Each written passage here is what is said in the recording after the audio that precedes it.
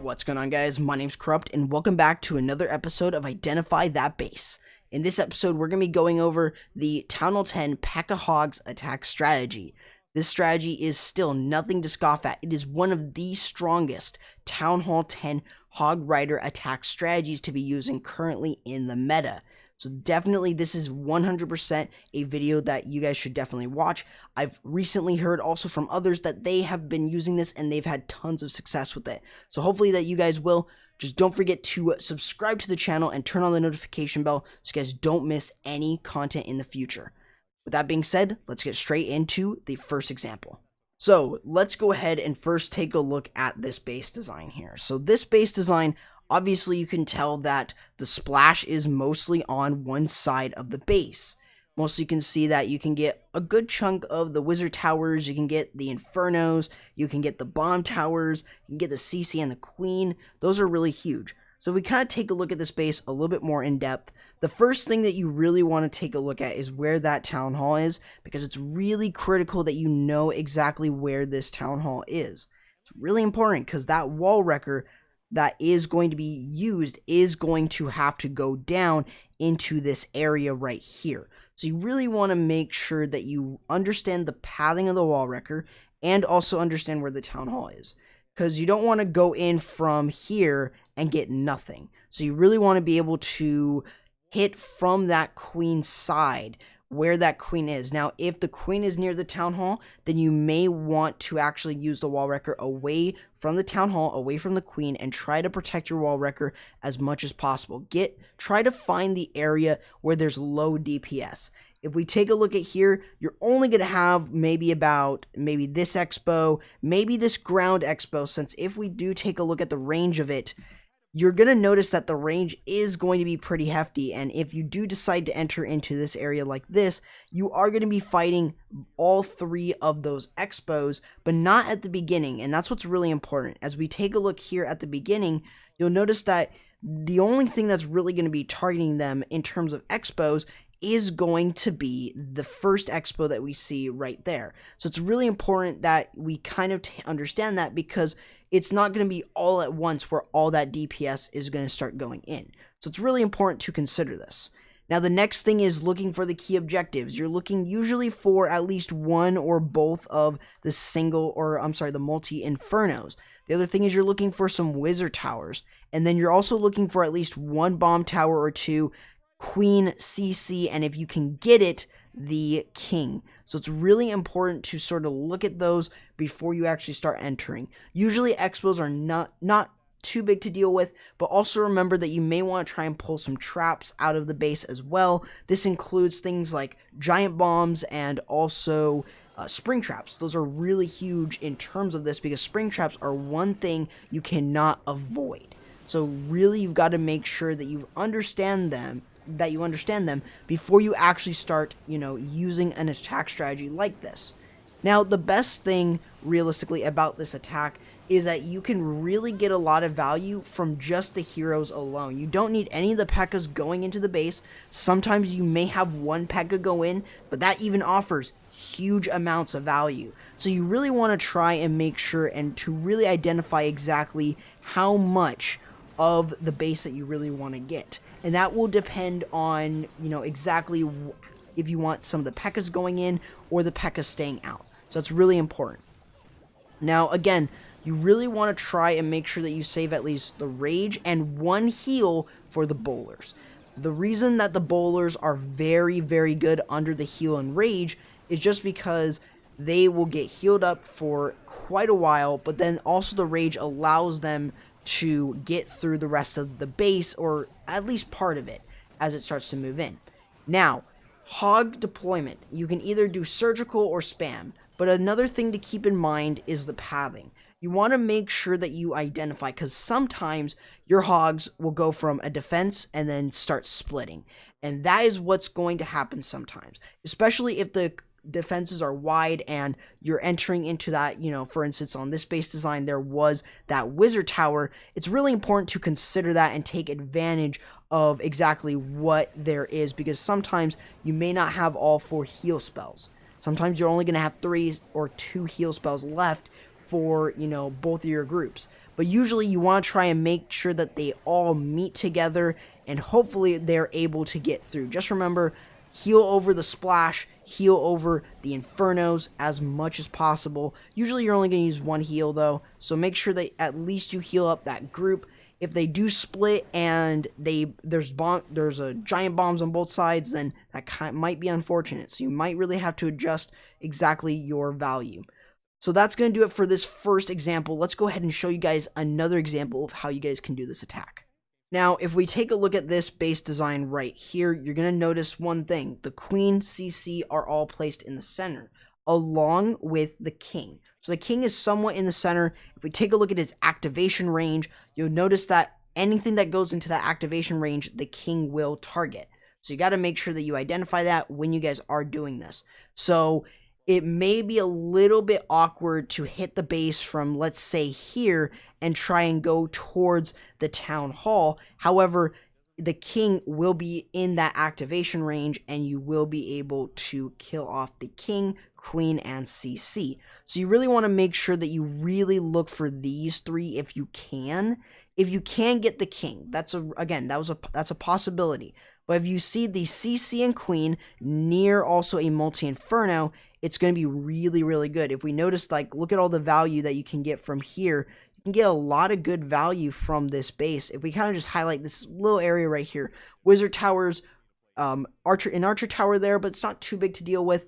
But also getting the multi-inferno, the bomb tower, that's a lot of good value. You never know though if there is going to be any giant bombs or spring traps. There could be a giant bomb here, there could be a giant bomb here, there could be a giant bomb anywhere around this multi-inferno. So you really want to try and identify that as much as possible before you actually enter into the base. Scouting is really key, and that's where base identification really comes into play.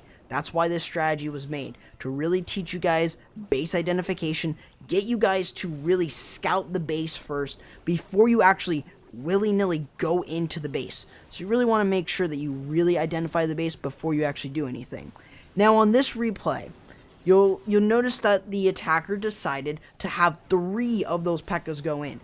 That is huge value there.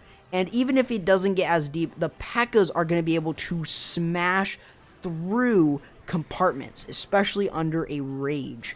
So having those Pekkas with the kill squad is huge. Again, notice that the max poison is being used to kill off the CC. Really important to use the max poison rather than using your level 4 poison. It won't kill a baby dragon in one shot. Again, you took a look at that CC. That was definitely a damaged CC. But again, look at all the value that he's going to be able to get, even getting the king and possibly also getting the bomb tower. So again, lots of great value from this kill squad. And it's, again, surprisingly deceiving for, you're only bringing the heroes, the wall wrecker, and the Pekkas. That's really all you're bringing to get a monstrous amount of value. Now, there were no giant bombs that we saw from that side. However, if you look, again, getting a lot of value, even if they're not pulling any traps. As long as you're really creating the pathing that's easy for the hogs, this can either be through allowing the hogs to go in a counterclockwise or clockwise manner, and then just having easy placement of heal spells. So we see as they go through, you're not going to be placing the heals where the hogs are. You're placing them where the hogs are going to go. That is the main focus. That's the main idea.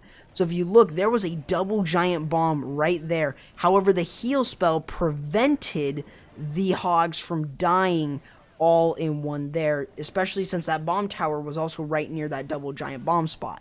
That is where you've got to really be careful, because you never know how giant bombs could be placed. They could all be separated, or there could be double giant bombs. There could even be small bombs with them. So you got to be really careful about exactly every single moment of an attack strategy like this. But definitely, this gives you guys an idea of exactly how you guys can do it. So let's go ahead and take a look at the final example we have here for you guys.